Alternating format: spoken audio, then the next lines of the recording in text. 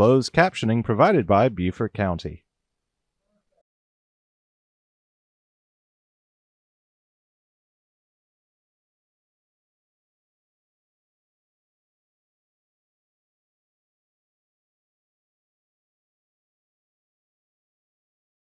Is to listen to the public, what the public sees, what the public thinks we should do, and especially from Reverend June.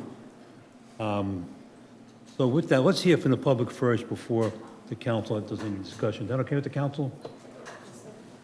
Okay, Reverend June, why don't you go first, ma'am? And anybody would like to speak, if they could please line up in the middle here, because we're going to have a lot of speakers, okay? Whoever wants to be next, just line up and... Ooh, was I supposed to touch that? God did that. Thank you, yes. First, I want to thank you for everyone's support. I feel like I should be facing the crowd for this one. Everyone's support for us and the people of Chimney Cove. It humbles me how generous and compassionate the people of Hilton Head are. I want to thank Sandy Gillis and Deepwell for everything they do for this island and for all the people who shared their time and efforts on Sunday and every day to help people. I do think that it's been a wonderful show to the people of Chimney Cove that they are not alone in this and that people do care for them and want them to stay here with us. It's also to know that we are people who back up our thoughts and prayers with clear and solid actions. But mostly I want to thank the people of Chimney Cove who has shown enormous grace, forgiveness, and strength through this upheaval in their lives. So right now, I'm speaking as part of the Hilton Head Home Coalition. HOME stands for Housing Opportunities Must Exist. We are grateful for everyone who is part of our coalition who's here today, and we know that there are others who are concerned who are not able to be here this morning. As a person of faith, I have a vision of a time when all people live in harmony as one, where people won't be looked on differently because of their race, religion, skin color, or their income. I believe that one of Hilton Head's strengths is its diversity. But with more affordable housing options disappearing, our diversity is at risk. I believe that we can all live in harmony in Hilton Head, wealthy and poor, landowners, workers of all incomes, retirees, native islanders, and visitors alike. We can all coexist and make a beautiful, diverse community that people will continue to want to come to, but only if we are brave enough to act now. Hilton Head is kind of proud of its status as the first planned community. That has served us for decades, but now we need to collectively make a new plan for our community that includes people of all incomes, where we retain the valuable people who are already here and who have made Hilton Head diverse and wonderful, and where we can still welcome new people. I think that we could plan that community together and determine what it will look like. But we should not leave that. We should not leave that determination. I seem to be back where I was, though. I've got a big blank screen. The only thing showing is my. 1 second. It's okay. Technology. We have the same problem in our house. Okay. So, Shut the clock off. Shut the clock off. I think that we could plan that community together and determine what it would look like, but we should not leave that determination up to the highest bidder. When we met with the people of Chimney Cove last week, you could see the fear and worry in their faces. We could offer them help and aid, but we cannot offer them real permanent solutions. They were figuring out how to reorganize their entire lives. Housing, work, school, community. Everything was being torn away from them. They were suffering. Some people in the Christian church say, do not waste your suffering. In other words, don't let suffering happen and not learn and grow from it. Let us not let Hilton Head waste the suffering of the people of Chimney Cove. Let's not waste the suffering of other people who have been displaced from this island over the years. Let's not let another affordable housing complex fall to development before we do something.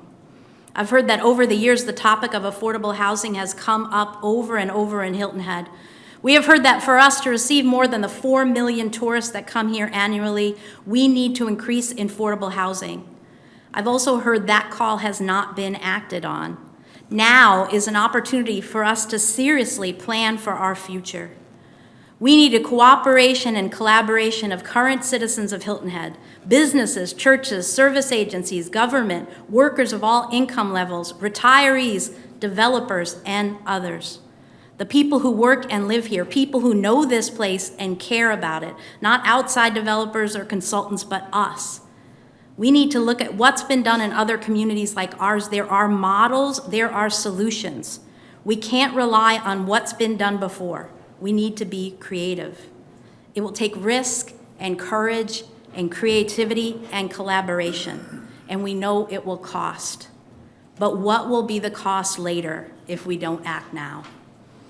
We ask you as our elected leaders to intervene and to work with other people to provide a feasible solution to the workforce affordable housing problem. Thank you. Thank you. Next. Please, if you'd like to speak, please line up and be ready. Good morning. I'm Sandy Gillis with the Hilton Head Island Deep Well Project.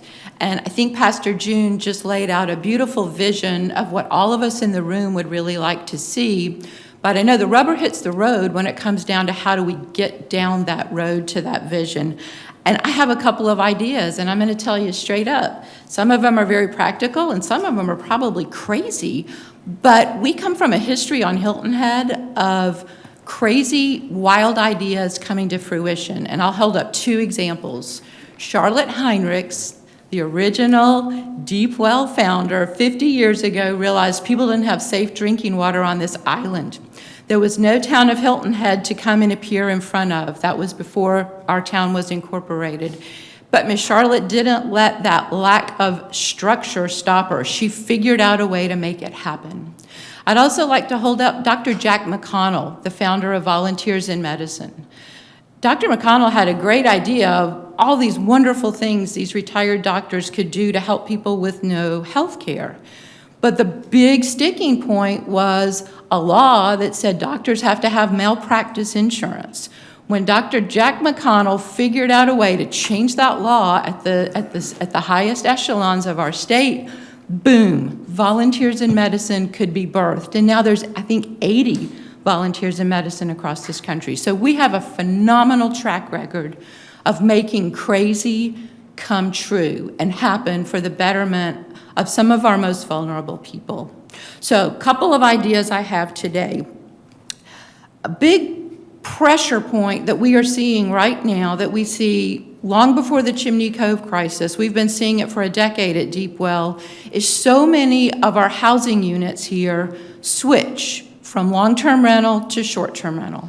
And that has put so much pressure on what little long-term rentals are out there that now they're not affordable. If we could have a target of moving 10% of our short-term rentals back to long-term, boom, we could instantly house so many people.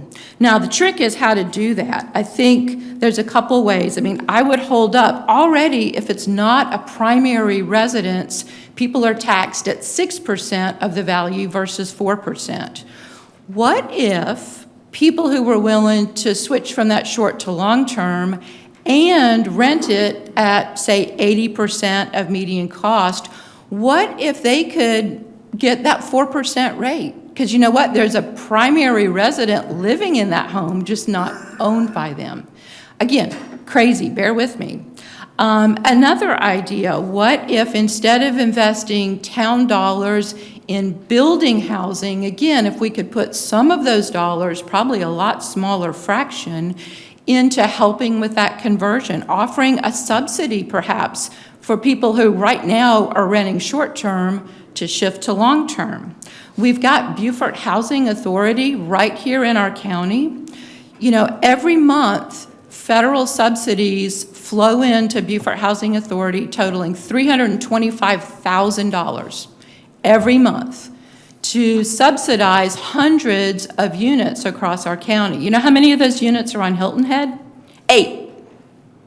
So again, that could be another amazing opportunity if we can figure out how to work with the Housing Authority, get more of those subsidized units on Hilton Head. It's a win-win because those units subsidize the person living in it, so they max out at 30% of their income, but then the federal subsidy gets them to median rent. So the landlord wins, the tenant wins. Can't we make that happen on a wider scale here on Hilton Head? And then I think whatever we can come up with to get this switch to happen, because we have housing here. It's just not allocated the way our community needs it. So anything we can do to make that switch happen instantly creates housing. We don't have to build anything. We don't have to fight over how did we buy that land? Can it even be used for that purpose? Because I know so much of the land that our town owns does have very strict covenants on it. If we could just get existing housing to switch to what we need it to, it solves so many problems in a much more affordable way. And, speaking of those short-term rentals, if we could get some of that shift to happen, suddenly those short-term rentals that are still out there, guess what? They're more valuable. They're more lucrative for their property owner because instead of shrinking our long-term rental inventory, we're shrinking the short-term rental, which will make the existing ones go up, and it gives us the housing we need for our people. Again, we all sit here knowing we will never, ever have enough affordable housing on Hilton Head. I'm not that crazy. So I do think transportation still has to be part of that equation. Park and ride lots, maybe in Bluffton and Okatee. I look at the Palmetto Breeze bus that by purpose is supposed to go around the island and help get visitors from one park to another. Guys, if they can afford to come spend a week here, I'm pretty sure they can afford an Uber. If we could convert that bus to helping people get to their jobs on the island or from off the island from those park and ride, I think a much better use of buses on Hilton Head.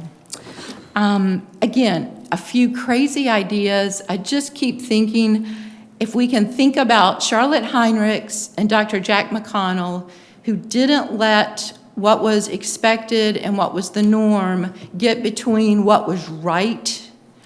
I totally think we can do this. We have so many smart people here on this island who are so generous and so caring. We can make it happen. We just need your leadership to kind of build the ground rules. But I think there's a way. We have housing here.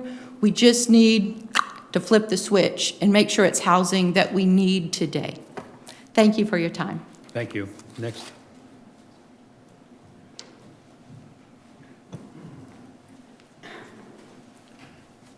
Good morning. I'm Blaine Lotz, a member of First Presbyterian Church, and also a participant in First Pres's social witness team.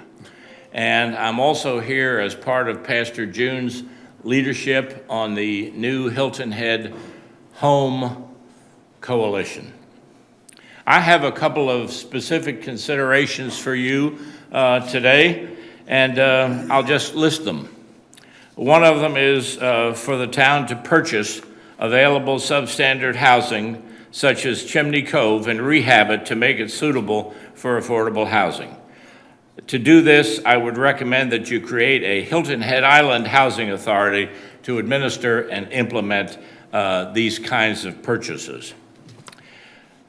Also, purchase available empty building space and rehab it with help possibly from Hilton Head affiliate Habitat for Humanity, or alternatively, use Hilton Head Habitat for Humanity's business model.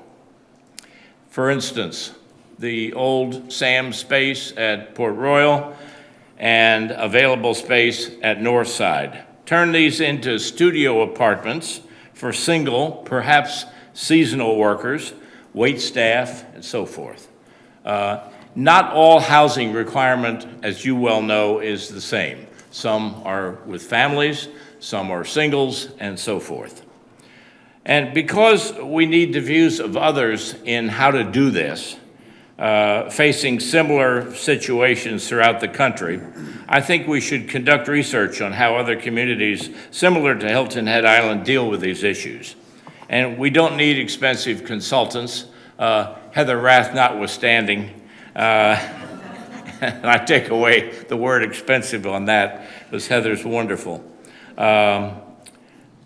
We have our own smart citizens, for instance, who can do research and tell us what other communities are doing.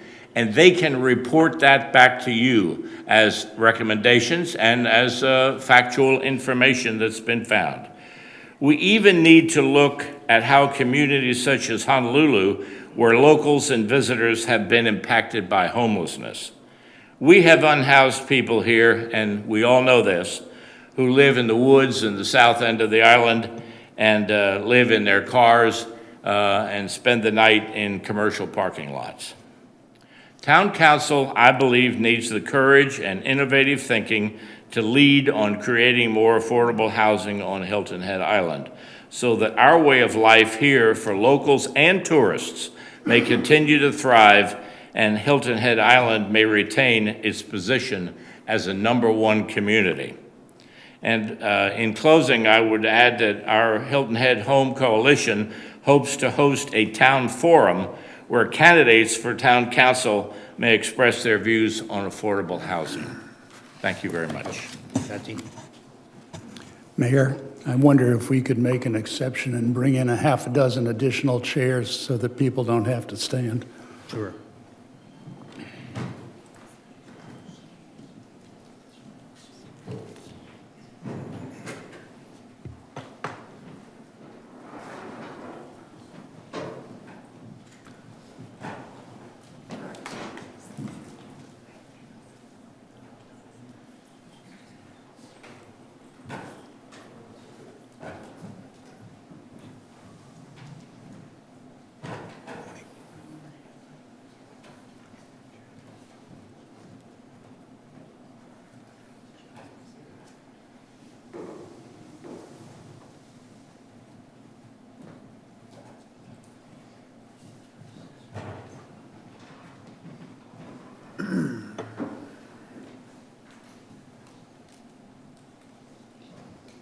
That's good, Sean.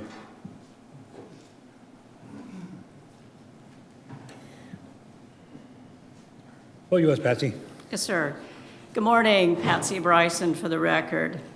I believe we must work together in partnerships to help our neighbors in crisis, in times of crisis, and every day, because we are a community of caring.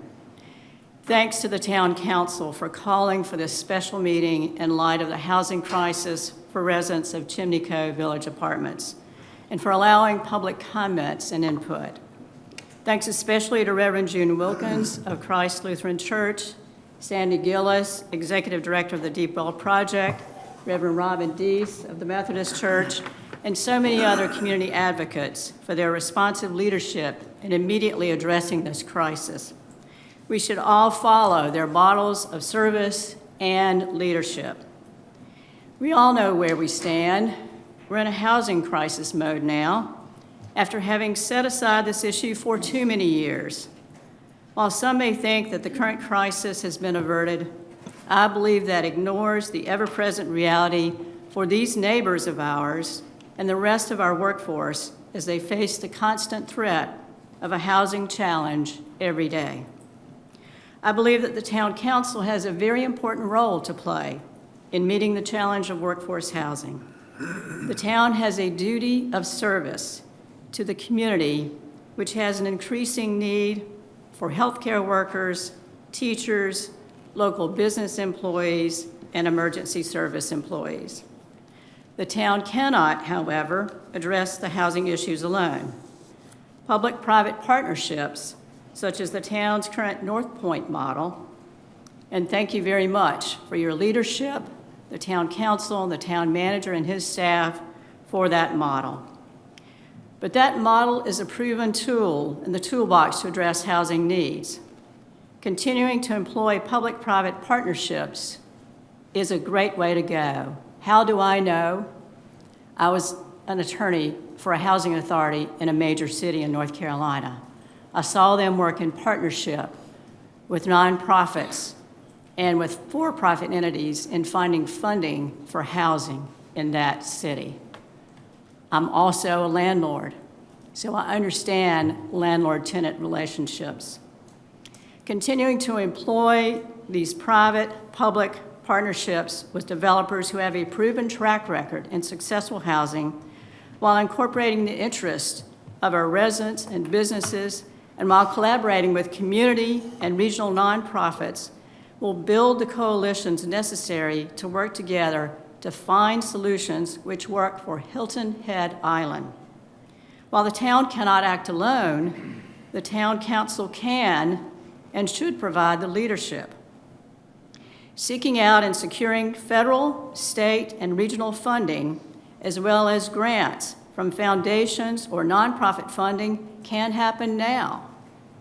As a partner with developers, as has been suggested, the town can seek land which is available and is currently used for housing before it is converted to usage, which close out existing homes for our island workforce families. In addition, the town could consider assisting with infrastructure improvements. I've seen that done before, it works. Reasonable permitting systems, I've seen that done before, it works. And sensible land use regulations. Yes, I've seen that before, and it works. If we are to meet a crisis, or better yet, to offset a crisis, the key factors are leadership and taking action. The traits of leadership include preventive action. Reacting only to crucial issues in the face of a crisis is not the pursuit of excellence. Taking action to prevent a crisis is a hallmark of excellence. Let us work together now and always in partnership to serve our community. Let us roll up our sleeves, and it's time to get to work. Thank you. Thank you. Next.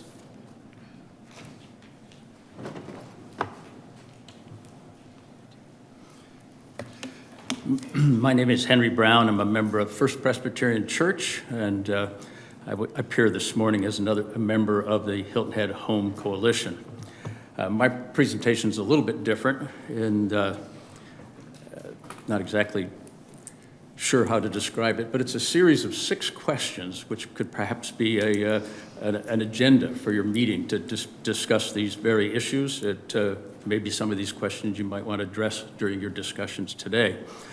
As you've heard from Pastor June, our Home Coalition seeks to collaborate with the town council in the town to find solutions for affordable housing for low-income workers.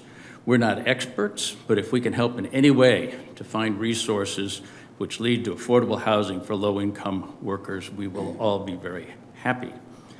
So I'll start out with these questions, which sound somewhat basic, and but if we start from the beginning and get some and are agreed on the answer to those, we can move on to the later ones.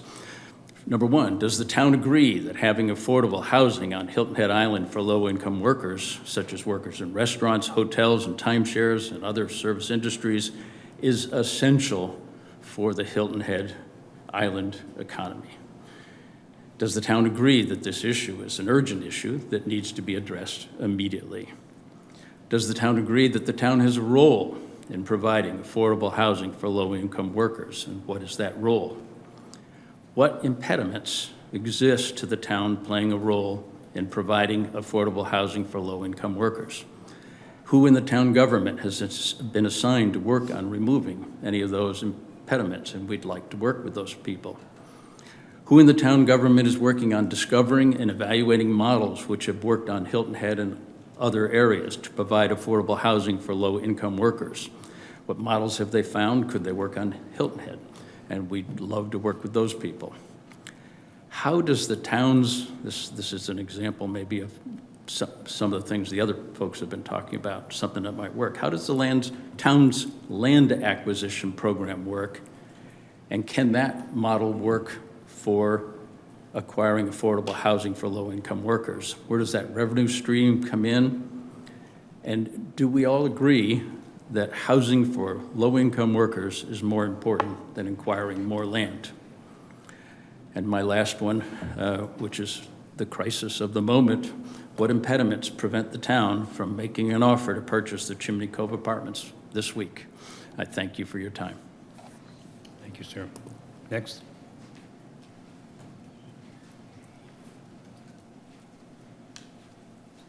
Good morning.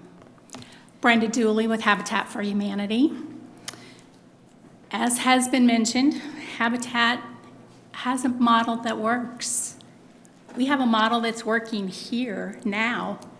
As you all know, we have been working on the Glen for a few years now off of Marshland Road, where we're building 32 homes for families who are low income and need a permanent solution to their housing situation. We provide them a 25 to 30-year mortgage where they don't pay more than 30% of their household income for their mortgage payments. Our average payments right now for our mortgages over at the Glen are about $500 per month. That's principal and escrow. We don't charge them interest on their mortgage. We also educate them so that prior to getting into their home, they are prepared to be a successful homeowner. And we provide them with a program that is successful and impacts them for generations to come, impacts that family for generations. Our foreclosure rate since 1990, since we've been building, is only about 2% because we do that training with our families and we prepare them to be successful homeowners. We have donors, we have volunteers, we have families. What we need is land right now. We know that we can work with the town. We have that successful partnership now. If there are ways that you can work with us to provide land, we can be that developer partner for you and make that long-term impact on these families. Thank you. Next.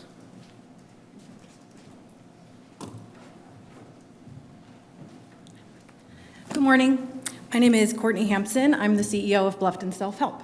So I came across the bridge this morning, which I don't rarely do, but that means I drove 278 from Rose Hill to here, and I passed gated community after gated community after gated community. Most had a guard gate, some had a fountain, all of them had beautiful new landscaping. What I didn't see on my way here was the 60% of people who live in Beaufort County without a livable wage. I also didn't see the 36% of homes in Beaufort County that are suboptimal. The people living, not making a livable wage, are our landscapers. It's the folks who mowed your lawn this weekend. It's Damien, the gentleman who will come and clean my pool today. It's our teachers, it's our first responders. We have to put a face to the folks who are facing this crisis.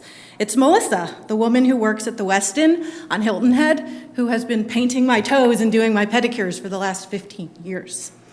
So the affordable housing crisis on Hilton Head, it's in Bluffton too, and that's why I am here. What is happening now is months away from happening in Bluffton. It just hasn't hit the newspapers yet. But we're having these conversations. Our case managers are working with 60 families on average a month, and every conversation has to do with housing. It's their increase in rent, it's their eviction, it's the suboptimal situation that they're in. And we are negotiating with landlords and having conversations every single day. So it's only exacerbating itself. So I am here because Bluffton Self-Help started 35 years ago with one neighbor helping one neighbor. So I'm here as a neighbor to help Hilton Head, but also because I know if we don't do this together, change does not happen without every voice, and advocacy does not happen without every voice. So, thank you for welcoming me over the bridge today. Welcome.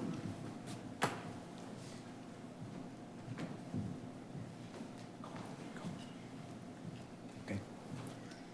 Hi, my name is Cooper Mooney, and I actually wasn't going to speak today, but so I apologize. I'm kind of nervous, but I wanted to be one of those faces that she was talking about. And I don't like the idea of relegating affordable housing to just low income because I don't really know, that seems vague to me. I am part of the workforce on the island. I am part of what makes this place worth coming to and visiting and moving to. I'm a part of the service industry. I'm also in law school. My intention is to stay here and build a career. But you should know that I worry every month about, can I make my rent? I live in a one-bedroom, unrenovated, older unit in one of the last quote-unquote working-class rental complexes on the island. I pay $1,400 a month, just me, for one bedroom, unrenovated, an older complex. I was told that beginning next month, it will be $100 more a month for next year. I live in fear of, what if it just keeps going up, when will I be pushed off the island? And I really feel like people should understand what we're talking about when we say affordable and low income. It doesn't mean somebody who's like practically homeless. It's the teachers, first responders, it's the service people, it's everybody around you that is not in an upper echelon environment. So I just wanted to just be that face for you guys. Thank you. Good luck.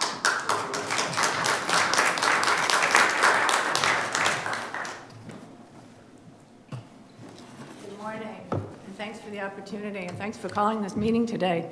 I'm Kathy McClellan. I'm a citizen of Hilton Head, and I have lived here 5 years. I've been coming here for about 20 years, and I've owned property since 2008. And when I ran for office 4 years ago in County Council District 10, I went to about 3,000 households. I knocked on doors in every part of this, on every part of this island.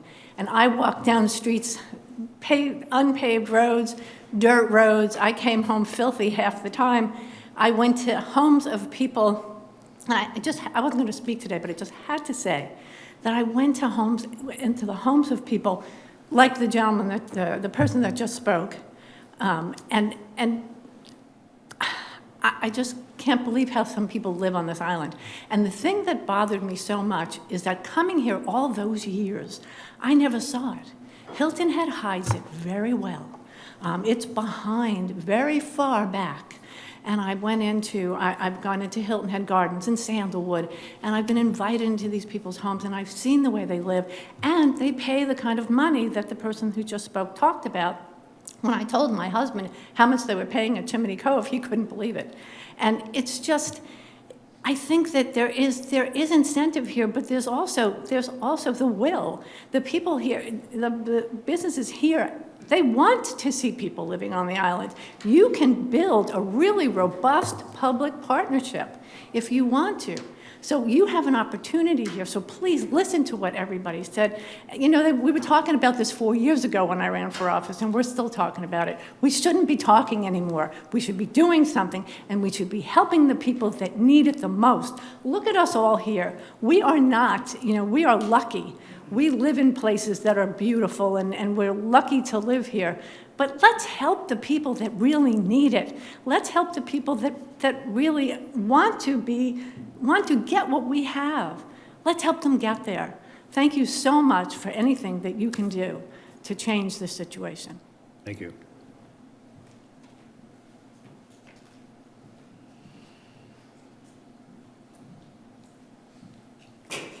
I'd also like to thank you for allowing us to speak this morning. I'm Barbara Edwards, also First Presbyterian Church. I facilitate a ministry we have at the church called PIN, People in Need, the People in Need ministry at First Presbyterian Church. We have an office that is open 3 mornings a week, Monday, Tuesday, and Wednesday from 9 to 12. And we take walk-in clients, island residents, who need help with utilities or rent, if they're experiencing health issues, if we've had a hurricane during COVID, seasonal workers, people on disability, elderly on Social Security. We see so many of these kinds of people every week. And we try to assist them in any way we can. And I can't tell you how many times people come in and, we help them with an electric bill or a water bill. And, I'll say to them, is what's happened in your situation, is seems to be the problem. Why is this bill, couldn't you pay this bill this month? And I can't tell you how many times they say, well, I have to make a choice. I pay my rent, or I pay my electric. I pay my water, or I pay my child care.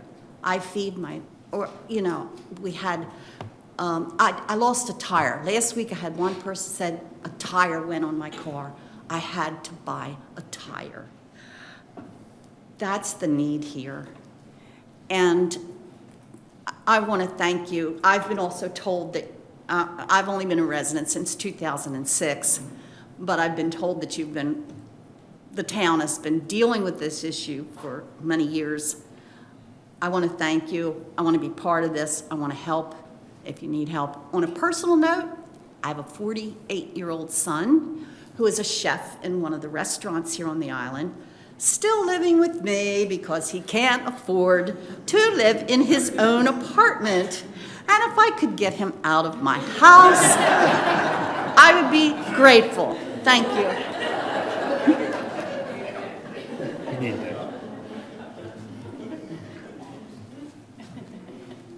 Good morning. My name is Louis Johnson. I serve as the pastor, Central Oak Grove Baptist Church, for 20 plus years. I'm not quite certain how to follow her, but I will give it a chance. I had not planned to speak this morning, but I could not sit idly by. There's a passage of scripture, words in the Bible that says, write the message and make it plain, make it clear so that everyone would understand. What we have going on now is our messages that are not clear. Everyone does not understand what's going on. I think in order for us to get beyond where we are, because we don't have just, it's not isolated to Chimney Cove. It's not a Chimney Cove problem. It's a Hilton Head problem. It's a Beaufort County problem. It's a Hilton Head problem. I also live in Bluffton and had to come across that bridge this morning. Pastor on Hilton Head, but can't afford to live here. And so I too, like some of the other pastors, are living in Bluffton. But my question, if we are to make it clear, there are Native Islanders who are asking questions. It's not clear to them. Why are they being approached for sales of their property that's not for sale? When there's land that's sitting at Chimney Cove that is for sale, it's not clear. I've been attending the meetings. Pastor June invited me in. I'm not clear who is the representative for the people of Chimney Cove. I'm not certain whether you've been in the meetings. If you've not been in the meetings, it's not clear to me why you have not been. And the question is, do you intend to attend the meetings and advocate for the people who put you in office? I think if we are to resolve an issue, it takes a village. We like to talk about Hilton Head being the beloved community. If we are truly to be the beloved community, then we need to make the message clear. Everyone has a vested interest in how this turns out, because it's Chimney Cove now, but people are in fear. You don't hear their voices, but they're wondering, am I next? Who is next? And we need to make certain that as we work, because not everything's going to be resolved this morning, but I look forward to conversations with you. I look forward to input from you, meetings with you, so that collectively we can write the message, make it clear that there will be buy-in, because until and unless we get buy-in from the total community, we will always have problems. I thank you so much for allowing me to speak on this morning. Thank you.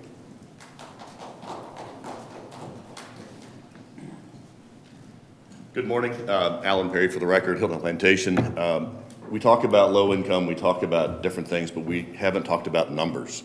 I'm in the mortgage industry, and the area median income for a single person is $96,500. That's for one person. That's for this area. That's a duty to serve to be able to pay your mortgage back. On a low income side, you're down to $74,000. Very low income, $54,000. I too have a son that lives at home. He doesn't make $54,000. He's below poverty, basically, off of these numbers.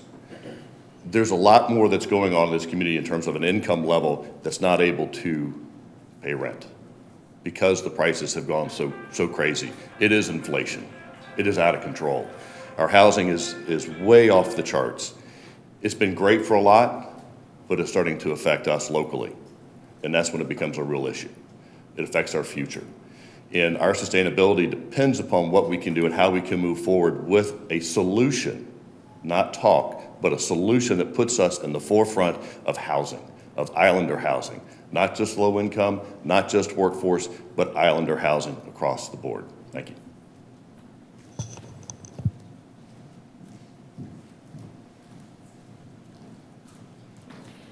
Good morning, Kim Likens with the Boys and Girls Club. Thank you so much for the opportunity to speak. I just wanted to sort of reiterate a lot of what Sandy said about thinking outside the box. Clearly, we all know we need additional housing, and that is a challenge. But there are other ways to help these families. One great example is low-cost child care. I think I have spoken to you all before in the past that at the Boys and Girls Club, our child care averages about 71 cents an hour. This past summer, we were operating at 10.5 hours a day, and most of our families were paying about $50 a month for 2, sometimes even 3 children to be at our facility. We also have partnered with the Beaufort County School District to provide full-day academic and child care on Saturdays for free throughout the school year. So again, those partnership opportunities make a huge difference. So think in terms of the broad strokes of the brush. Clearly, we need to look at housing. Transportation is also a part of the solution, but child care and the support of that can also help as well. Thank you. Thank you.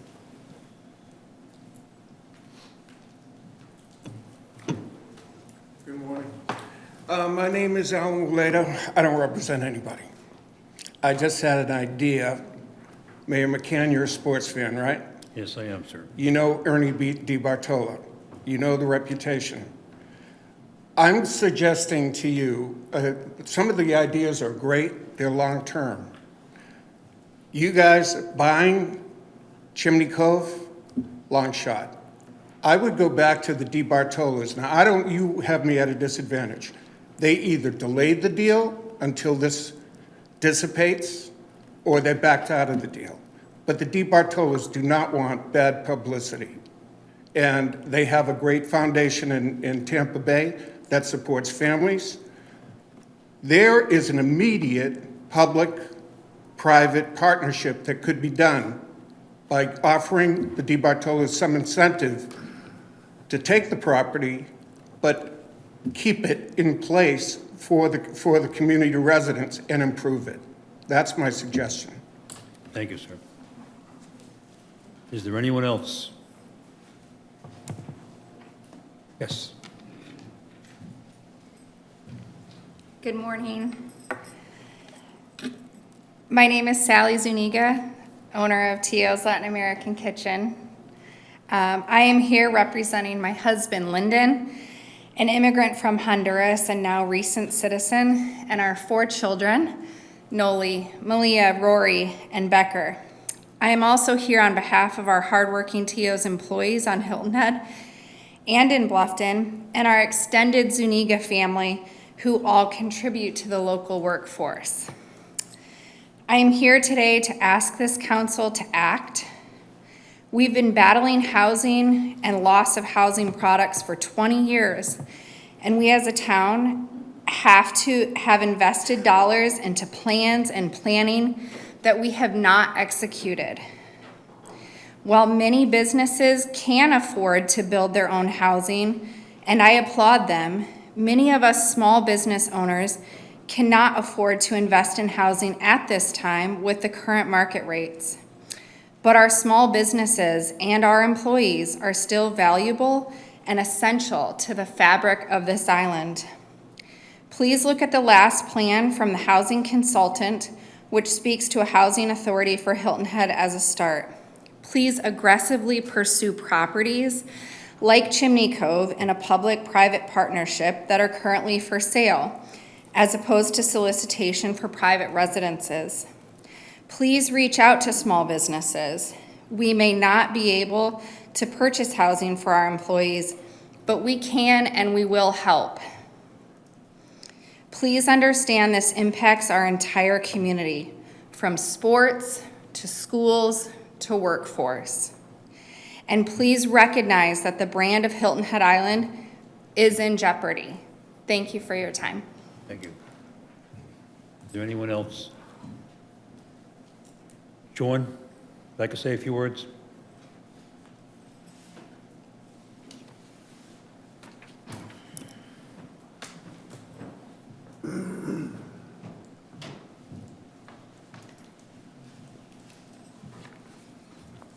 Good morning, everyone. Mayor, Town Manager, Council. I'm Sean Cola. I'm Assistant Town Manager, and I have oversight over Community Development Department. I just wanted to take some time, because we have a really good crowd here and right on topic, to let everyone know the efforts the town has been involved in over the past several years related to housing. This has been a conversation that we have had for many, many years. We've had housing programs in place that have been repealed, and really for the last 4 or 5 years, we've taken a closer look at it. We have a strategic housing report with recommendations, and we've been moving through and strategically adding tools to the toolkit. So I want to cover a few today.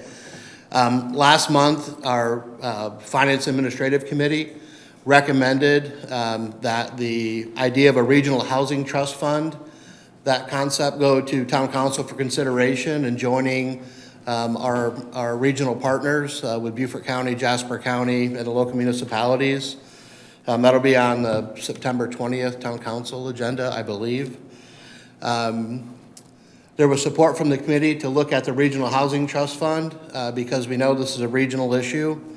On a side note, I was in Columbus, Ohio a couple of weeks ago, and I was fortunate to go to a luncheon with the Columbus Metropolitan Commission, and their mayor spoke about the housing issue in Columbus and called for doubling the number of units from 50,000 to 100,000 housing units, not affordable or workforce, but housing units, because we know there's a need at all income levels in support of communities.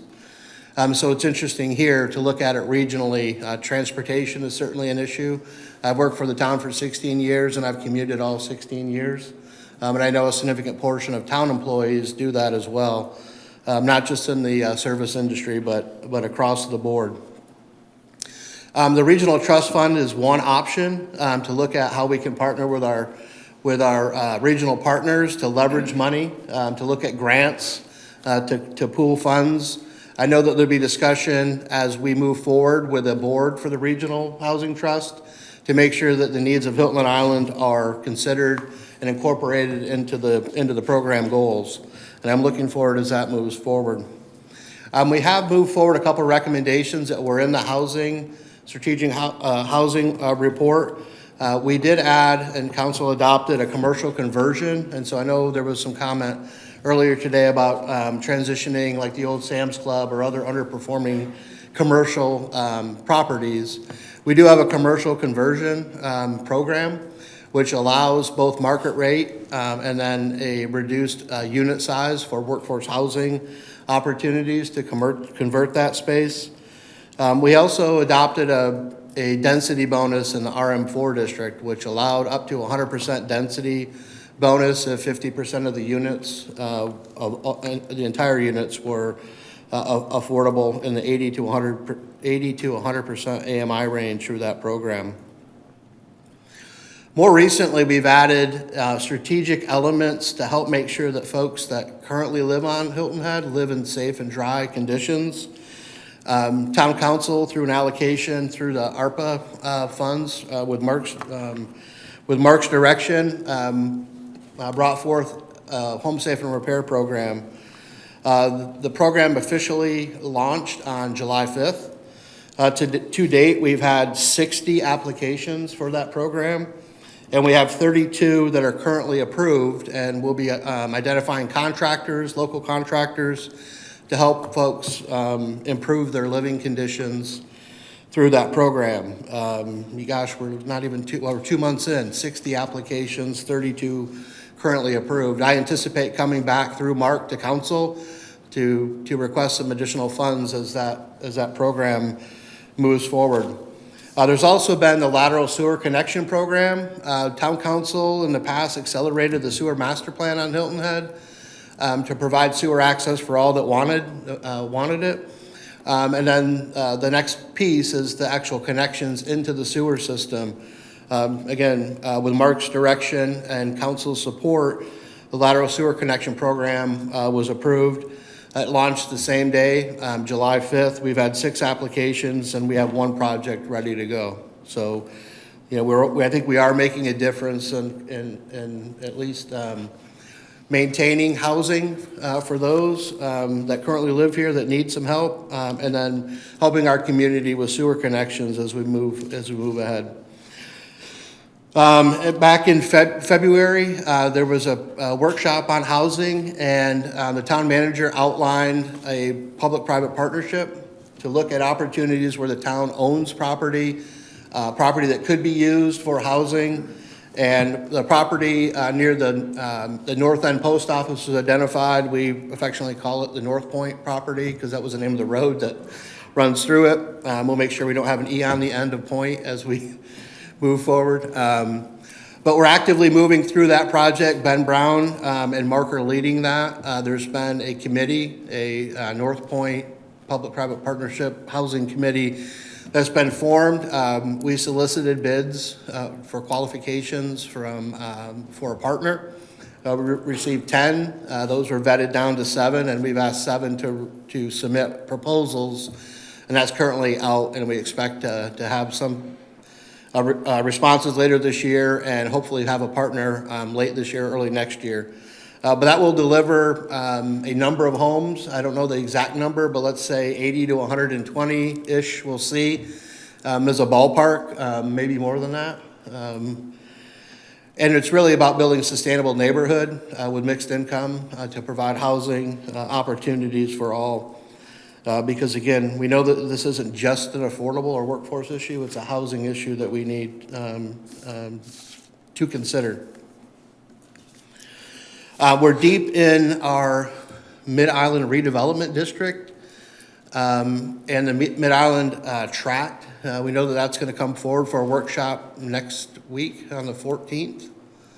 And what we're trying to do is we had our vision, we have our plan, expectations, reinventing sustainability, all of these elements to make us, help us round into a full community.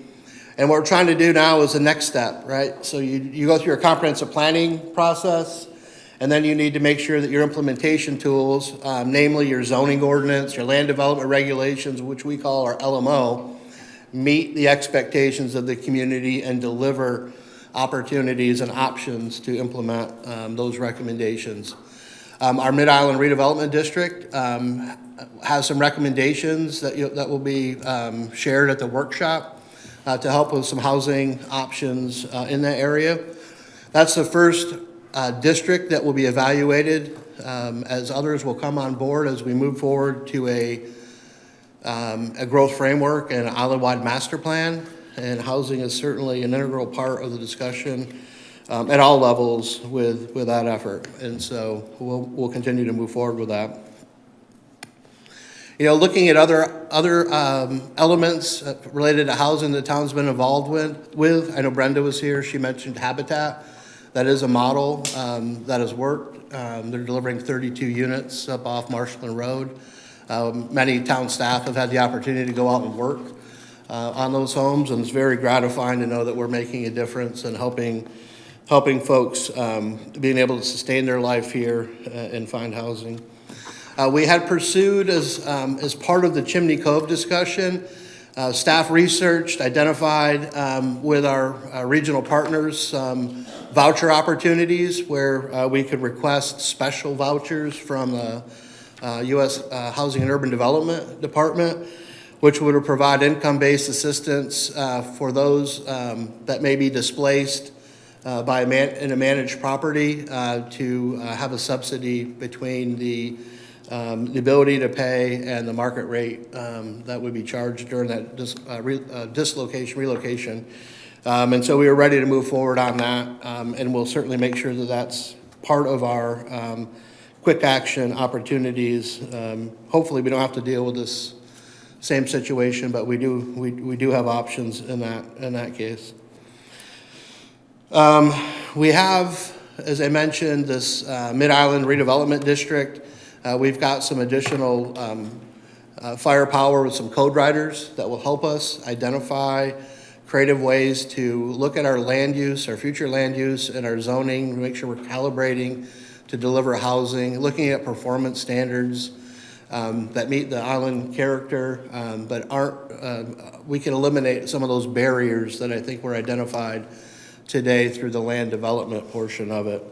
And so we'll continue to move on with that. We will look back through the housing strategic plan to make sure that we're not missing any opportunities. And I know that the Regional Housing Trust item has been before committee and will be before council. I know there was some discussion about the opportunity for local housing trusts, and so we'll continue to entertain that with council as we move forward as well. I wanted to share that with the folks in this room and council, and I'm happy to answer any questions if you have any for me. No. I don't have questions. I can maybe just hear what town council thinks and then jump in, because I think Sean covered a lot of what we're working on. Okay. I got them in order here. Mr. Ames? I do have some comments that I would like to make. First, I think it's important to recognize the pivotal role Chimney Cove residents and Christ Lutheran Church have played in getting the community to focus on the affordable housing crisis. Thank you. I'm hopeful there's a silver lining in what the residents of Chimney Cove have had to endure. We must seize this opportunity by continuing our community conversation and by establishing realistic and pragmatic strategies for island housing. There are many pathways to success, but community leadership and community partnerships are at the core of all of them. Some will say, let the private sector solve its own problems.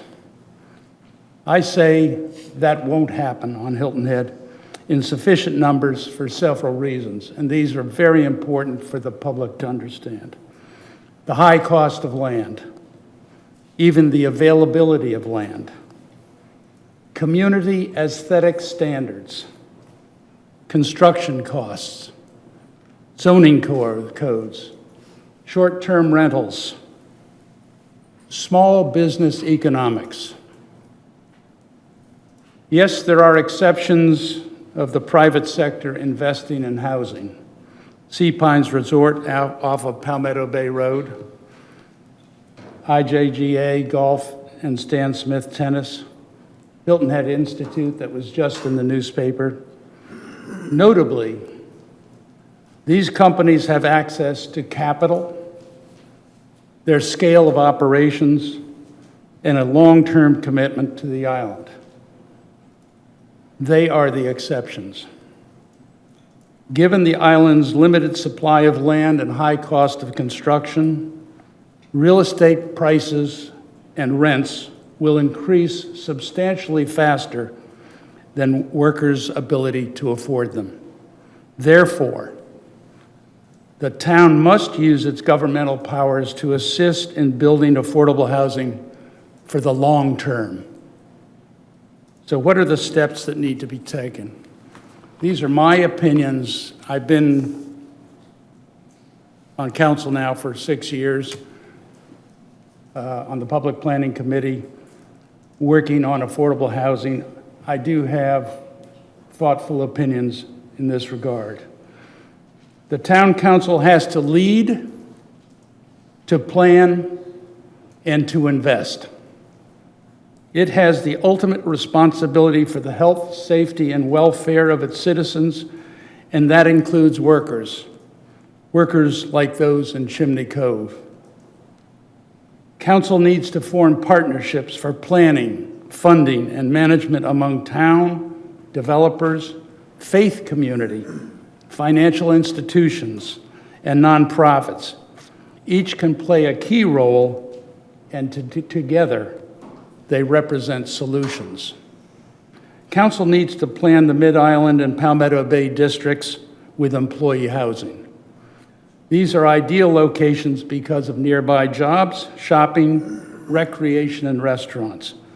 But these are not the only possibilities. And Council needs to establish innovative funding strategies to bridge the financial gap between the cost of construction on Hilton Head and the expected revenues from a project. Realistically, funding sources will need to include a blend of public and private sector investment, nonprofit and faith-based participation, TIF revenues, A-tax revenues, hospitality tax revenues, and foundation and housing trust grants. But it is the island voter who plays the most critical role going forward. Voters need to speak up to Council's current members and its candidates, plus mayoralty candidates, in order to seize on this community awareness coming out of Chimney Cove, and to do what is necessary for island workers and the island as a whole. Nothing is going to change without strong voter advocacy. It is time to stop thinking that housing for workers is somebody else's problem. Real progress requires political will and passionate citizens, the same kind that were in evidence during the last 2 weeks at Chimney Cove. Again, thank you, Pastor Wilkins, for your leadership. I do hope the Chimney Cove experience will be leveraged for the good of Chimney Cove residents, and that this experience will inspire citizens to advocate for workers and Council to lead, plan, and invest in housing. Thank you. Ms. Becker?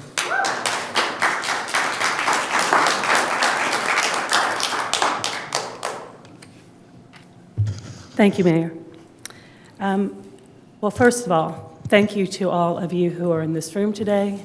Thank you to all of those who was in the room back on Sunday when we gathered at Christ Lutheran Church and listened to Pastor June and to Sandy and a number of great organizations that we have here on the island.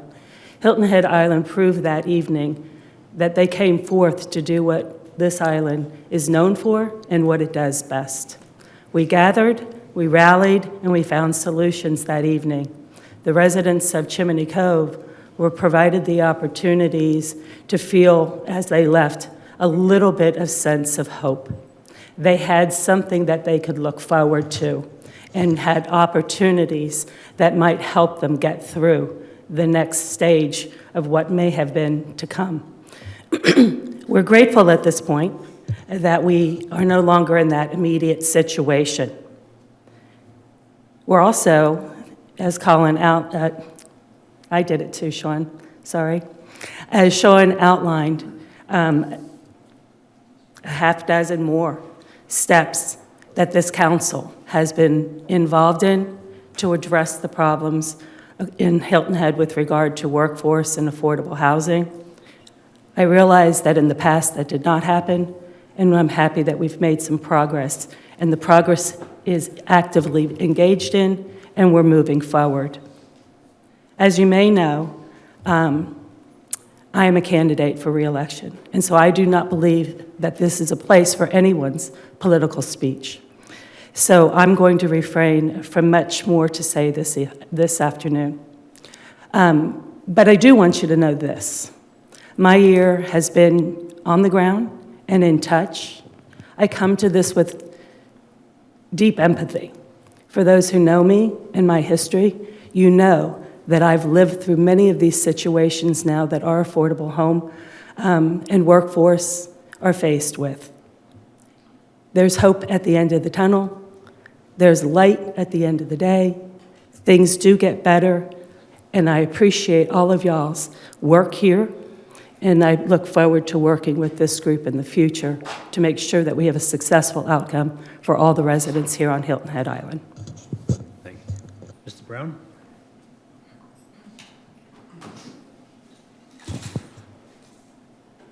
Anybody in here currently living in Chimney Cove? Raise your hand if you don't mind.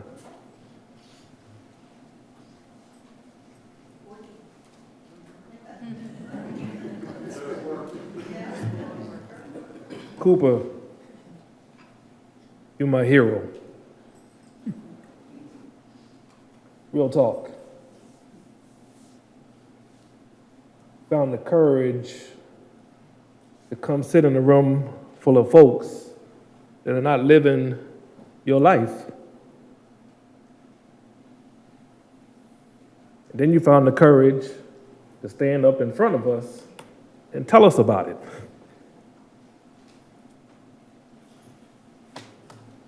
Y'all could just bear with me here.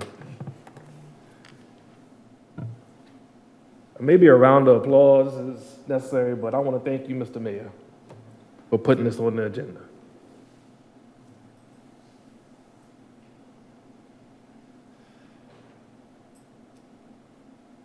But in my mind, this is not just an opportunity for us to gather, listen, and then walk away and do nothing.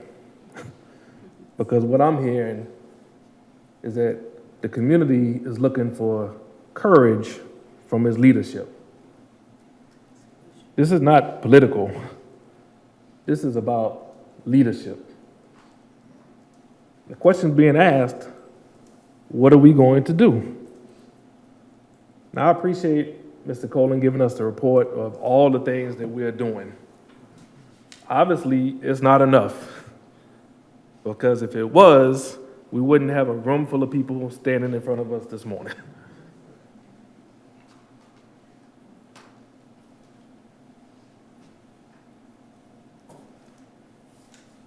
Rollers Trailer Park came before us. And Mr. Mayor, I'm hoping that we can maybe have a little dialogue here as we go along, because I'm going to say some things that may ruffle some feathers, but I'm being intentional with that. I asked this council to consider buying Rollers Trailer Park so that that threat would not come before us again. That never made its way to an agenda. We've talked quietly about acquiring Chimney Cove. That has never made its way to an agenda. But here in executive session, we do find ourselves talking about other properties that are not for sale. We're looking for courage and leadership to come out of this meeting. I have not had the pleasure of being on council as long as anyone else up here. I look back at our comprehensive plan. I'm not going to read all of this to you, but it talks about equity. It talks about having a multi-dimensional, inclusive environment to include income, culture, age range, race, gender, ethnicity. Those are just words on paper. If we don't do anything, we put a lot of energy into things that may affect us personally. But we have been elected and chosen to represent people like Cooper. But time and time again, when it's put in front of us, we choose not to.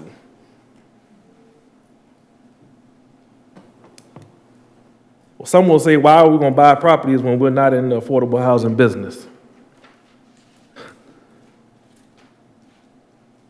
Our beaches on Hilton Head started to erode. We were really concerned about how that was going to affect our economy, because if we don't have wide beaches, then people won't come. Last time I checked, that's God's business. Moving sand on beaches is God's business. But yet, we, the town of Hilton Head, because we get very little funding from the state or the feds to re-nourish our beaches. But we do it time and time and time again.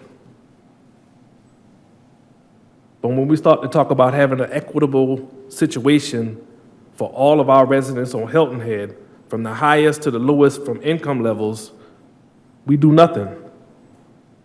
Yeah, we got $1 million in the bank that we're gonna put towards North Point, but that's not our money. The Fed sent us that money. I'm talking about our money. When are we gonna start putting up our money to work on this?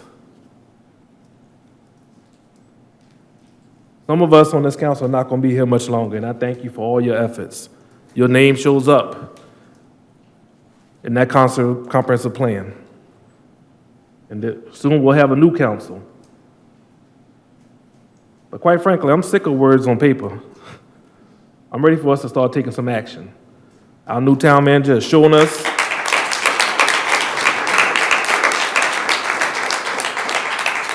that he's a leader that can take action. And we need a council that's going to support him, listen to the community, and have the courage to lead. And again, Mr. Mayor, I thank you for putting this on the agenda, but it cannot be the last time.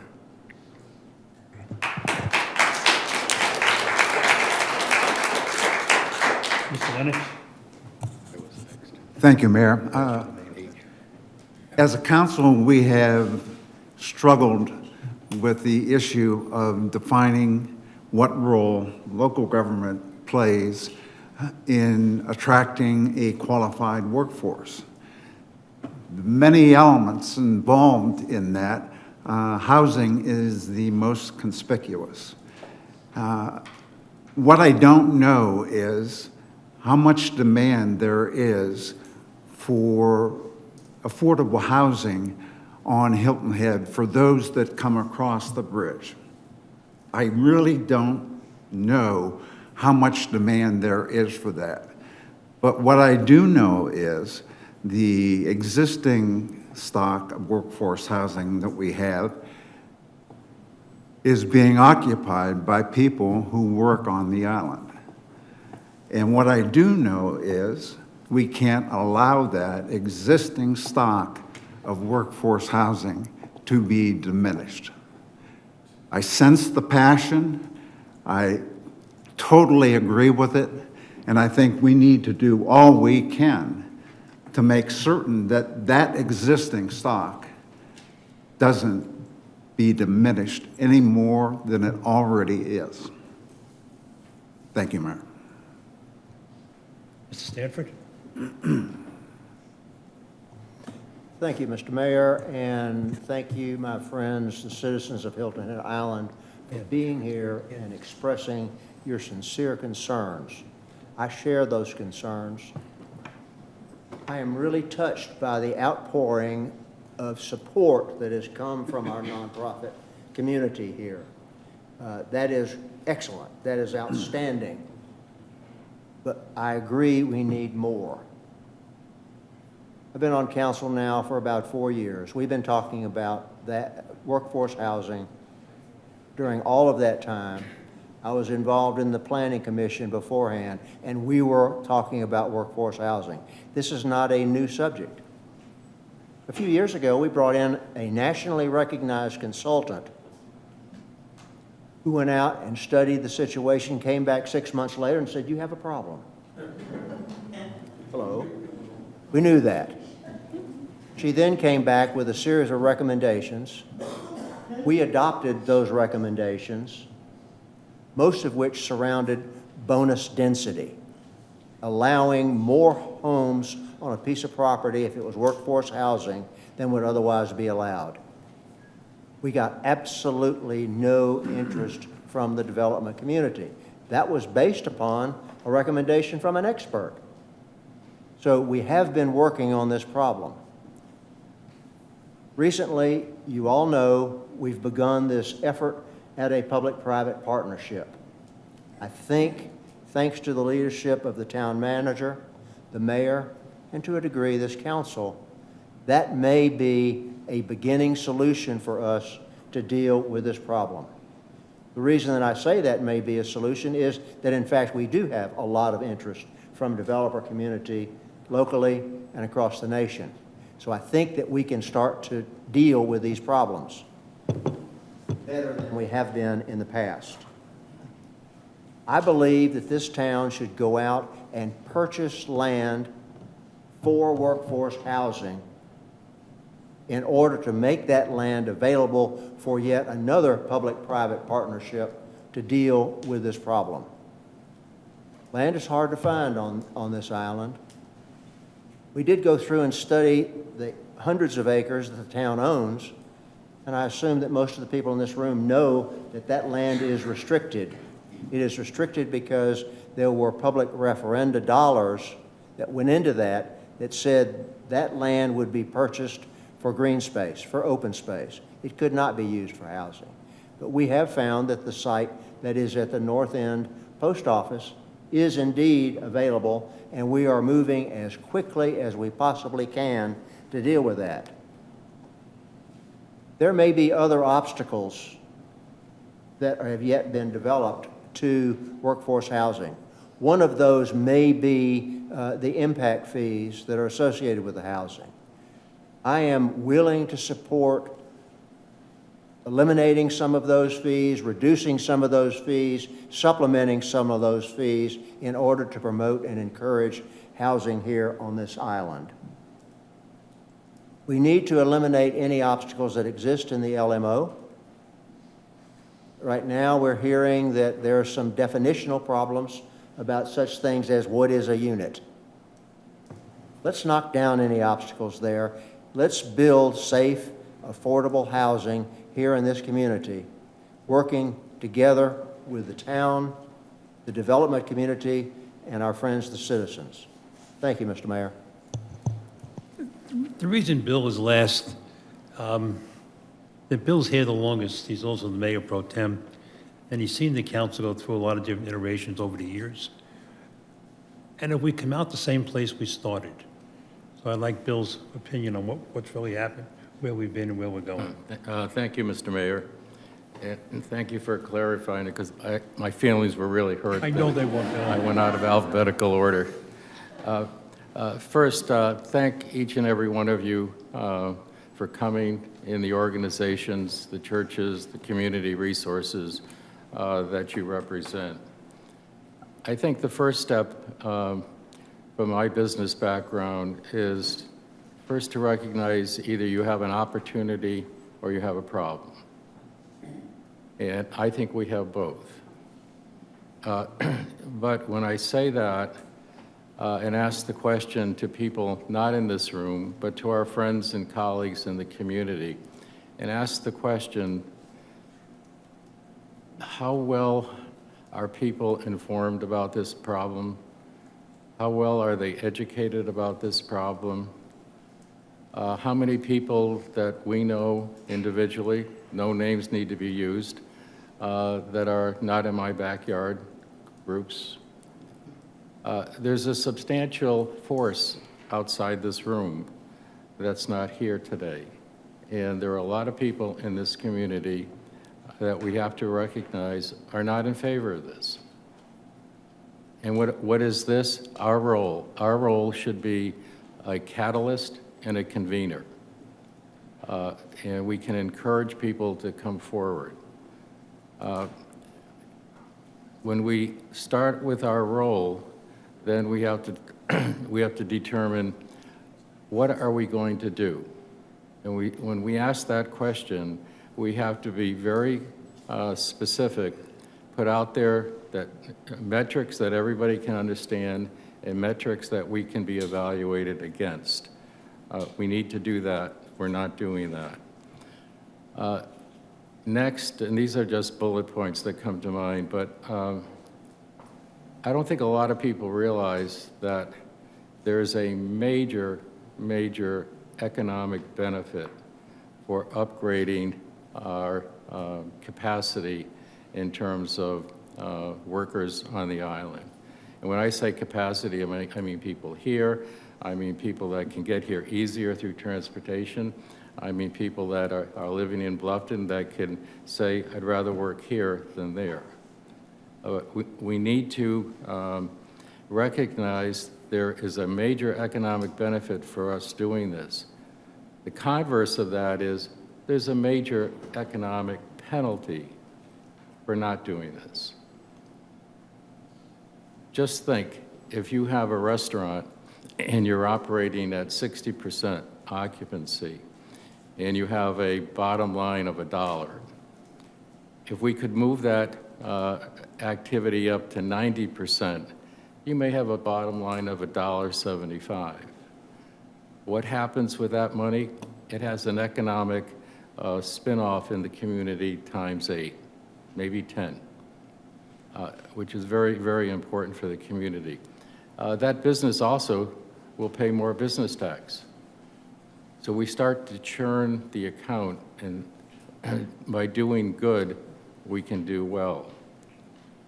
I think we've talked about a lot of solutions. There's one over here, there's one over there, there's one here. I think we need to codify what are the tools we're going to use, and then determine what should be the output of each of those tools, and then measure against it. I think we have to get a little more businesslike about this problem. I think the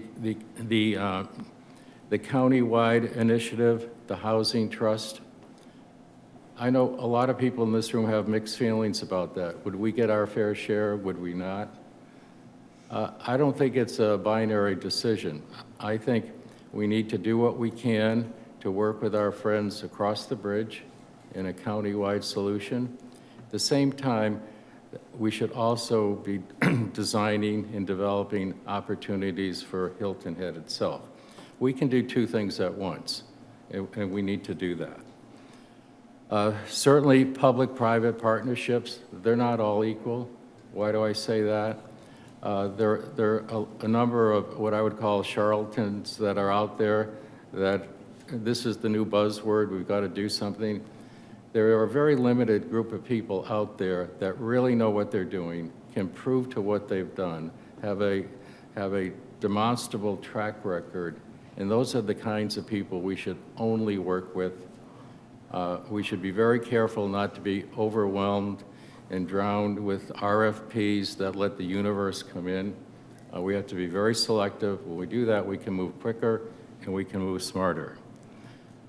I think we also have to take the enthusiasm, the talent, and the love that's in this audience today, wrap a circle around it, and work with it going forward. We can have a multiple of 1 + 1 = 4 or 5 if we do that, and that's very important. We thank you for coming today. And lastly, the Mr. Celtics t-shirt man that reminded us that, well, the sale didn't happen today. Maybe it will happen tomorrow. Maybe it will happen the next day. It's going to happen. Once a owner decides to liquidate, well, the first buyer didn't work out. I'm sure there are others in the queue. And so why do I emphasize that? Because while we're doing all of this cerebral planning and feeling good about it, we have an immediate crisis. And I used that word, and somebody else used it here this morning. Not everyone here agrees with that, but I think we do. And why do I say crisis? Because then that gives us the opportunity and the facility maybe to cut through some of the morass we have to follow as part of government and do something immediately. It may not be long-term, it couldn't be long-term, but doing something immediate to help these grandmothers and mothers that stand out there at 7:30 in the morning at Chimney Cove with their 70 to 100 kids that are asking the question, what's going to happen to me? So the pastor next door, thank you, and we're here to help. God bless. Thank you. Mark? Yes, sir. Morning, everybody. It does feel like the afternoon, but good morning. A couple things that I heard, and thank you, Sean, for a summary. So I think I should just recite some of it and a little more definitive, because in my short time here, I think that we're putting some good tools in the toolbox, truly that weren't in the toolbox, right? So I think we owned the toolbox, but did we have the tools? So consideration of a regional housing trust fund, that was on a committee, it's coming to town council. We do have housing policy, a density bonus and commercial to residential conversion. I think we've learned across the country that a lot of times that type of policy, unless it's sky high and as wide as the property lines, it doesn't work, and that's not our policy. I don't think that's our purpose either. But we do have the policy in place. We do have a good home repair program. Sean, great numbers. Thank you for measuring. Home repair and lateral sewer connection, they need to go together. We do have the North Point public-private partnership ongoing. That takes time. That's a lot of push-ups, but I know it'll pay dividends. You know, our goal is to develop 12 acres. It's 10 buildable. 2 of those acres are, 2 of the 12 will be good open space. 10 folks submitted a help wanted response. We've invited 7 to submit a proposal. That proposal went out late last week. Ben, put you on the spot. When is it due? First week of October. Okay, so close. We'll do some interviews, and we've already even started drafting a contract. We've pledged land, value TBD, and we've pledged $1 million of the American Rescue Plan. Message heard loud and clear. Mr. Brown, I'm gonna get there and share my thoughts on that. We are challenging, and I think me more than anybody on this staff is challenging the LMO to help us, not prevent us, right? So there are some pieces of the LMO that are good regulatory tools, but as I know and as I really believe, great places are planned. And so we are working on that with the Mid-Island. So we have a workshop in a couple weeks on the Mid-Island tract. So tune in, come in. I think that some of the status quo that you'll see challenged is really land pattern and future land use. And so stay tuned a little more on that. We have on an agenda coming up, TBD, we've been working on, and you may have heard, a community development corporation. So we would establish bylaws, we would set the board, we would hire an exec director. Town council has thus far given me direction to put the pieces in place for them to consider. We know that there are some funds out there potentially as it relates to the William Hilton Parkway corridor and the Stony area, perhaps as the first tranche of funds to help a neighborhood. And so stay tuned on that. We have improved. We are nowhere near where I would expect us to be, but we have improved our permit program, right? So what used to take a long time, what used to be really frustrating, only takes a little bit of time and is only a little bit frustrating. And so the goal is much better than where we're at, but I think we've made great strides. We have put in a design studio, so if anyone's listening and you have some land and you want to subdivide it or lay it out for your family or lay it out for your future, we have a design studio. So rather than just regulate, we will sit down with you and we'll circle the table with all the disciplines here. Landscape architects, fire department, planners, you name it, chief building official, and we will help you design your site. Where is my fire hydrant? What are my setbacks and buffers? Where does my driveway go? How can I maximize the value and the function of my site? So that is in place, and Sean, you've done a great job with your staff. I know with that, we're measuring the effectiveness as well. We didn't just put it in place and walk away. We are measuring effectiveness. We do like to know what we're doing well. I also hear and see Sea Pines investing in housing, Spinnaker, small business, restaurants, and I also hear Sally to say that not every business can. But you know, I think it takes everybody.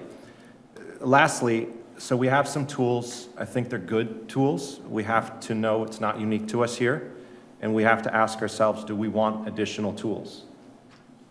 And so I think town council, and so ironically, and probably good timing, this Thursday, strategic plan workshop, starts at 9, ends around 3, or whenever we run out of steam. But I think that's a good day for us to talk about the commitment in the strategic plan process, and then as it defines itself through and through to the budget cycle. But options I heard today, you know, it's obvious, and I do not have an agenda here, but short-term rental conversion on Hilton Head Island has affected the long-term rental options. It's obvious. Nothing against the rental market, nothing against short-term rentals, nothing against anybody, but that has affected a supply and demand issue on our island. So how do we address that? Millage, we talked about millage months ago. Mayor McCann, you asked the question, do we want to assign millage to housing? So 1 mill raises $1 million. So do we want to assign millage and not just federal or state dollars? Park and ride, transportation. I also know that in the strategic plan this week, we're going to talk about some other solutions that may help housing, perhaps a small home series, perhaps some additional LMO amendments. And then the one thing that I've learned over the last 2 weeks, based upon phone calls from Pastor June and phone calls from Heather and questions even from my own family members, is what is the town's contingency plan? And I asked the question, what is the community's contingency plan? So maybe the thing, well, not maybe, I'd suggest the thing that I've learned the most is to have a formal contingency plan in place. Sean brought to the table a HUD voucher program. We need to sign a letter and ask for some vouchers. We know that there's some funds out there. And so again, I think we just need to formalize that. And I think the message needs to be loud and clear. 30-day notice to residents is not enough in our community, plain and simple. And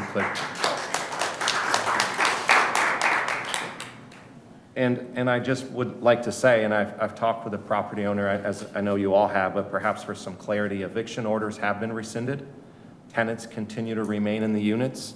And they're clear from me that just from my own professional vantage point, 30 days is not enough. You know, you can do a lot in time, and 30 days is not that time frame. So that message, Mayor and Council, please know I shared that. I think that the property owner, my contact there, feels the same way. There are other folks and other things at stake. We also respect private property rights and know that transactions happen all the time. And so that's one thing that as a staff we balance. So, sir. Thank you. I took a lot of notes today, and first of all, I'm very grateful you all came out. If no one showed up, I'd really, really be heartbroken. Defeat the whole purpose of what you've been trying to do all week long. Everybody in the council had something to say, all good stuff. But we need 1 or 2 bullet points. We don't need a lot of the town should be better, we should be better, we should do this. We just need 1 or 2 things on the board. We have several months to go in this administration. We should target those 1 or 2 points and look at them. It was sad, last night I was, how busy I was. Last night I was looking at my first interview when I became mayor, and 5 of the 6 items that were on there are still there today. That's sad. I mean, we've done a lot of good stuff, the 7 of us together over 4 years. We've done a lot of good stuff, from the bridge to the road, to the parks, to a lot of stuff. But we haven't done a lot of stuff. I met with several of you over the last couple of weeks, and there's still people that are hungry. That's sinful. There's still people with nowhere to live. We still have a lot of homeless people. We don't even talk about those things. We don't even talk about anything that makes us uncomfortable. We talk about Chimney Cove because it's in the paper. Else there wouldn't be a major meeting for Chimney Cove, which is different. We need housing. We need transportation. There was a conversation 4 years ago. We need more land for Habitat for Humanity. I think it's the humane way of getting out of where we are. And we need more childcare. I mean, you know, unless we can get people back to work, we need more childcare. And there's a lot of people here that could work, would work, should work, but there's no one to watch their children along the way.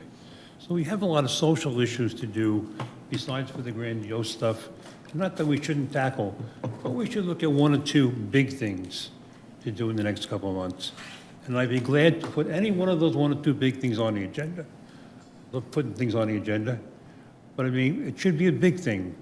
It shouldn't be sky's blue. It should be something we can really do, not something that's nice and sounds nice.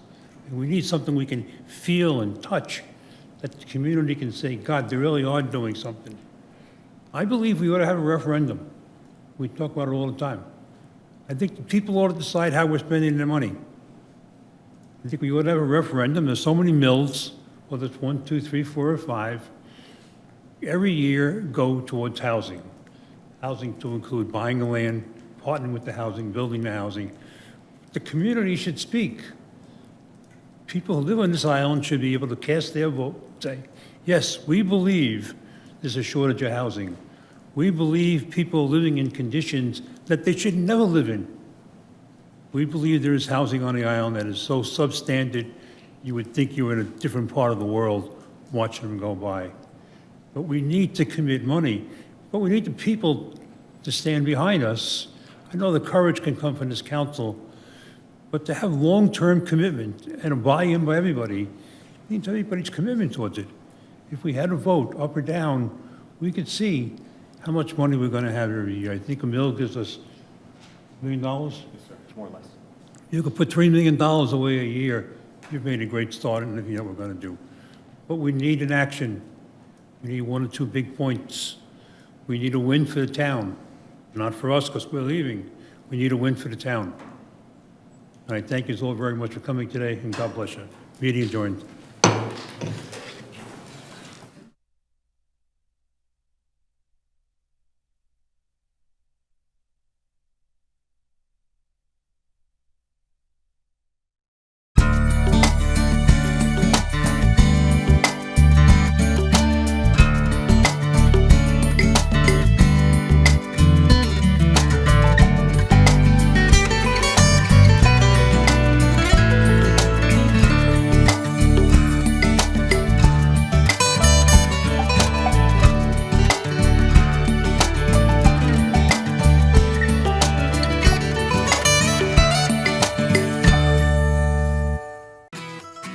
The County Channel is also available on video on demand. Go to BeaufortCountySC.gov, scroll down to Public Meetings, click Watch Now, and then click the Video on Demand button and select your program from the list. Call the meeting to order. If you'd like a DVD of this program, click on the link on the right and fill out the order form. And thank you for watching the County Channel.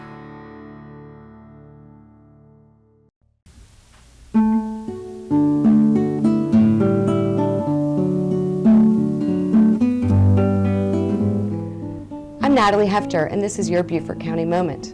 The Leamington Lighthouse on Hilton Head Island was completed by the early 1880s. By the 1930s, the camp around there was called Camp McDougal. It was used by the Marine Corps. During World War II, there were barracks, a hospital, and even a boxing ring for entertainment.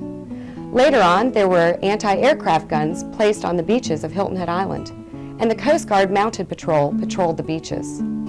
There were a lot of ammunition supplies there on the island, so the men were not allowed to shoot the rattlesnakes that abounded the island.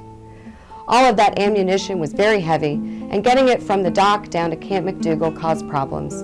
The Marines are credited with paving our first road on Hilton Head Island to make it easier to get that ammunition down to the camp. I'm Natalie Hefter from Coastal Discovery Museum. This has been your Beaufort County Moment. To see more Beaufort County moments, go to the Beaufort County Library homepage and click on the Local History tab.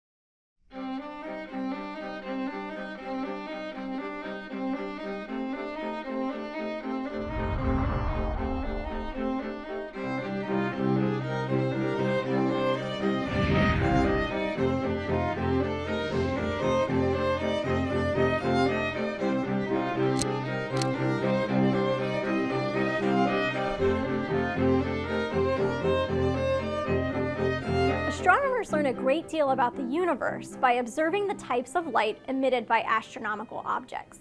While our eyes can only see light that falls in the visible part of the spectrum, it also includes radio waves, microwaves, infrared light, ultraviolet light, X-rays, and gamma rays. The only real difference between these types of light is the amount of energy they have. All objects emit varying types of light or electromagnetic radiation depending on the object's temperature. Light can behave as both a massless particle called a photon and a wave. Waves diffract. When they pass through small openings, they spread out after they pass through. Two waves can also interfere with one another. If the waves are in sync, they add together to become stronger, and if they're out of sync, they cancel each other out. This classic double slit experiment demonstrates how light acts as a wave. In my hand, I have 3 pencil leads that are separated to create 2 tiny openings. When I shine the green laser through those openings, the waves interfere with one another and create a pattern of dots on the paper. If light behaved only as a particle, we would just get 2 dots on the paper. We can also show how light acts as a photon, or a particle. This ball is painted with fluorescent paint. When a photon of sufficient energy excites the electrons in the fluorescent paint, it activates the pigment. The red laser is low energy, and it's not strong enough to activate the fluorescent paint. But the green laser has higher energy, and it activates the fluorescent pigments to reflect orange rather than green. Nothing can go faster than the speed of light. It travels at nearly 300 million meters per second, 186,000 miles per second. This becomes a very handy measuring stick for astronomers because distances in space are so large. Astronomers often use the distance light can travel in 1 year, called a light year, as a unit of measure. Astronomers use the information hidden in the light produced by stars to learn more about them. This is called spectroscopy. We can take white light and use a prism to split it into the different colors of a rainbow. Astronomers can also do this with the light coming from stars. The light coming from a star like our sun looks like this. The dark bands happen because the light from the star passes through the star's atmosphere before reaching us. And the elements in the star's atmosphere absorb the light at certain wavelengths. Each element absorbs at different wavelengths, so it creates a pattern similar to a fingerprint. This is the pattern created by hydrogen. You can see that our star contains hydrogen because the lines match up. Helium is also in the star because the pattern matches. The star doesn't contain any water, however, because the oxygen line doesn't match up. Sir William Herschel discovered the existence of the electromagnetic spectrum beyond visible light by accident in 1800. He set up an experiment like this one, using a prism to break sunlight into the different colors and putting a thermometer in each band of color. He was surprised when he found that the highest temperature was in the thermometer just outside the red band of color.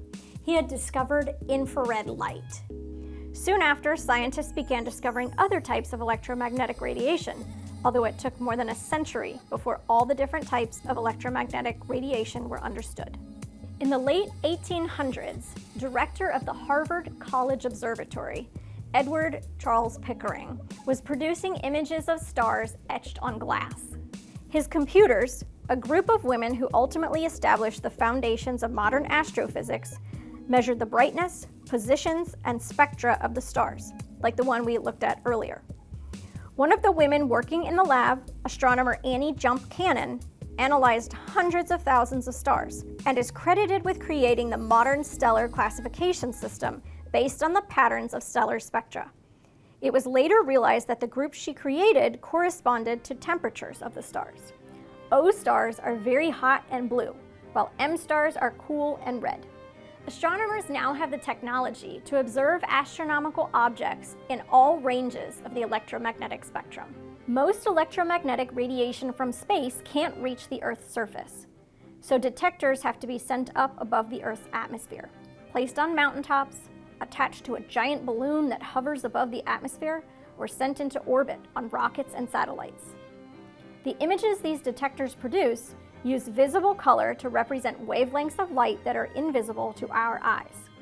Imaging astronomical objects across all the wavelengths of the electromagnetic spectrum can tell astronomers a lot.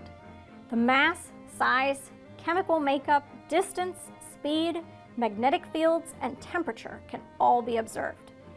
Spectroscopy has provided astronomers with invaluable information about the cosmos and is still shining new light.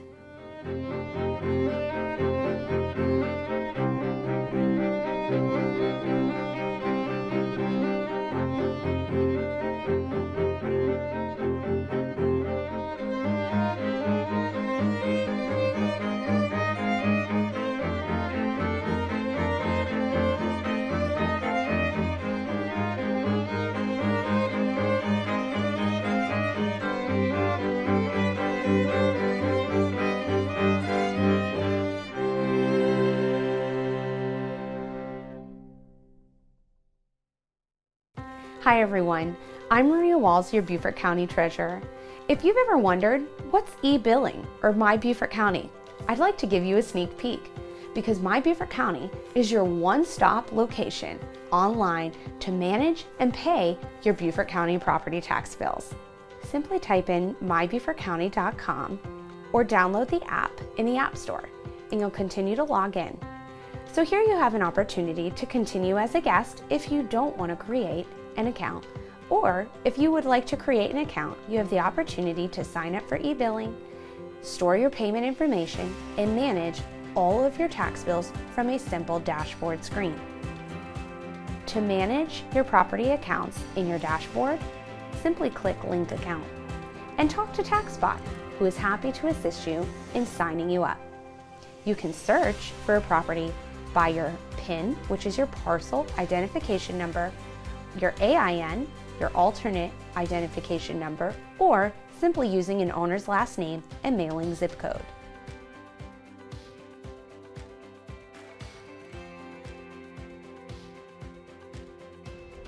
Once you've searched, go ahead and select the properties that you would like to associate with your profile. You can either choose to keep going or let TaxBot know that you're finished by paying your taxes, finding another property, or simply going back to the dashboard. If you would like to also sign up for e-billing, you can do that by clicking Manage e-billing and sign up each property to receive your bill electronically. Want to know where your payment information is stored or your receipts? Go ahead and click your wallet. In the wallet, each receipt you've paid online is available for observation, download, and printing right here. Need to update your profile? No problem. Simply click the icon in the top right-hand corner and you can update your personal information and manage your payment methods.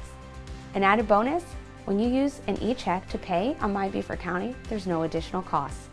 You have your bill and your electronic receipt all in one location and at your fingertips whenever you need it. If you have questions about using My Beaufort County or taxes in general, please call my friendly staff and I at 843-255-2600, or you can visit us at BeaufortCountyTreasurer.com.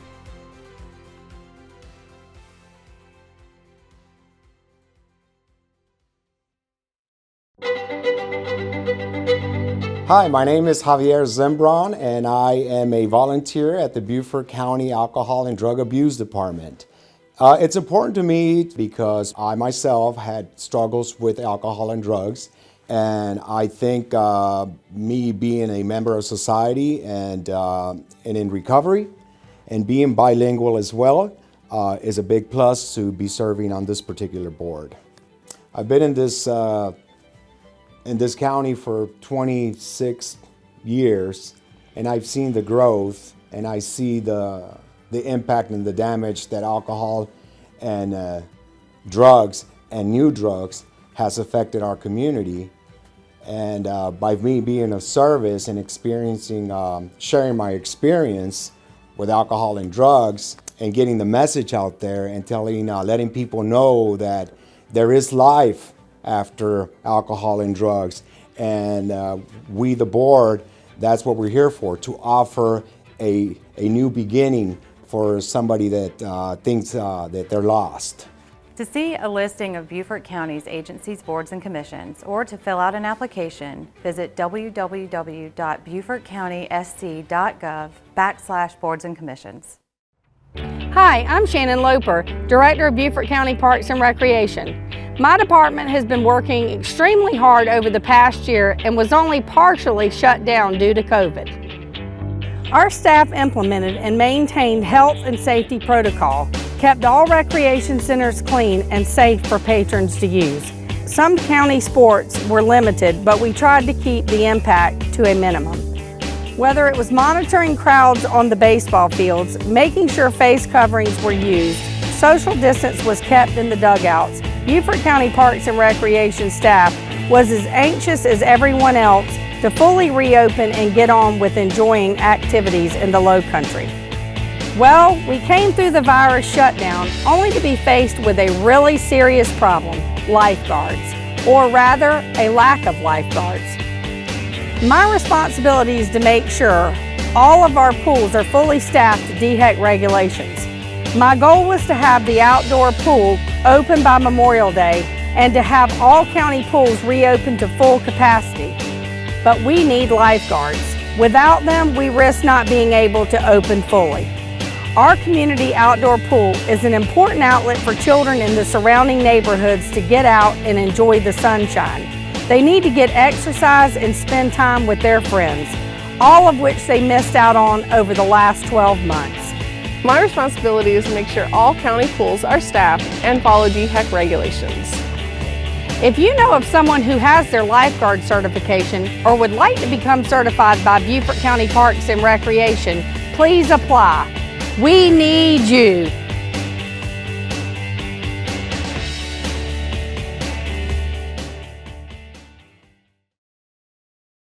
Available. You don't want it too far from your home because you want this to be easily accessible. You need a water source, such as a water hose, to be able to keep it moist.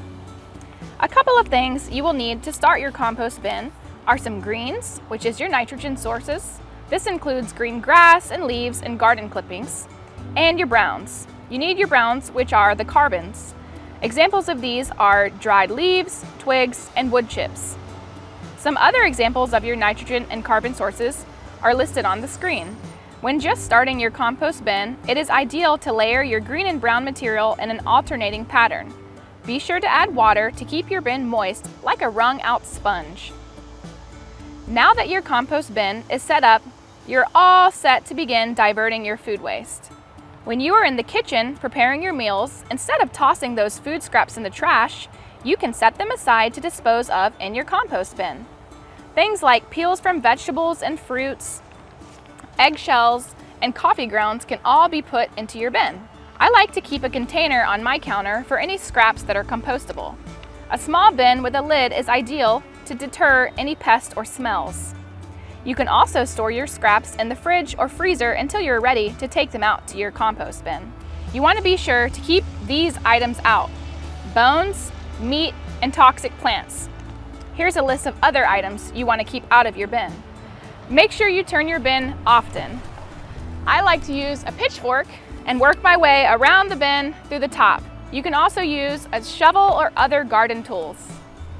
A properly managed compost bin shouldn't attract pests or rodents, nor should it smell bad. If you're unable to compost outside, you may want to explore vermicomposting. Vermicomposting is when you use worms to facilitate the composting process. It can be done with a small bin and kept inside. If you're interested in composting, please go to the county website to order your bin. Thank you so much for watching and helping us to divert our organic waste. And remember, go green, keep it clean, Beaufort County.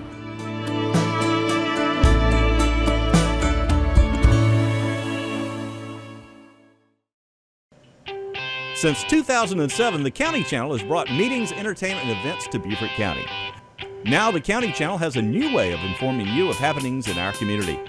County Channel Radio, bringing you all the favorites of the 60s, 70s, and 80s, plus the information you need to know. To listen, go to bcgov.net and click on the County Channel Radio logo. County Channel Radio, your source for information in Beaufort County.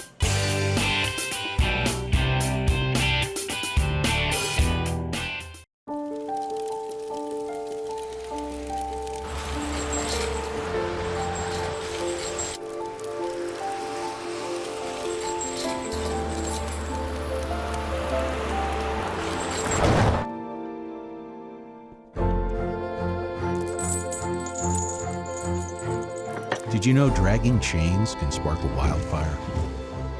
Only you can prevent wildfires.